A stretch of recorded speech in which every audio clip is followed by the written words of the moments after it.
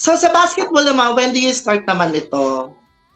Ayun, I start playing basketball nung nakita po ako ng father ko na as in yung mga 2 to 3 years old pa lang po ako, mahilig na po ako sa bola.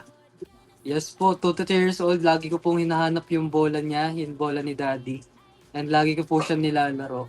Then nung umangat-angat na po ako, tinuro niya na po ako paano mag-dribble. 4 years old, marunong na po ako mag-dribble. Then 5 to 6 years old, marunong na po ako mag-shoot ng bola.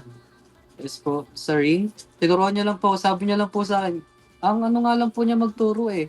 Sasabihin niya lang sa akin, paabutin mo sa ring, paano mo i-shoot yung ring, paano mo i-shoot yung bola sa ring. And ginawa ko po is, binato ko lang po. Ayun, pumasok naman. Tapos after po Ay, nun, nag-start po ako mag-play sa barangay po namin.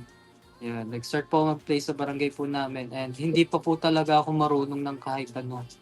Lagi po ako natatawagan ng double, traveling, then doon po ako naging varsity na-curious si daddy na what if na ipasok ko siya sa varsity team ng school namin sa Queen Anne nung elementary po ako. And doon po ako na-develop po lalo.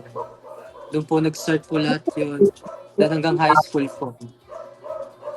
Yes, hanggang high school, senior high school. Kaso po tumigil po siya.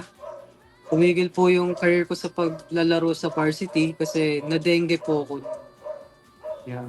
Na-dengue po ako, after na-ICU po ako, kaya bumalik, ayun, bumalik ako after nagkasakit ka.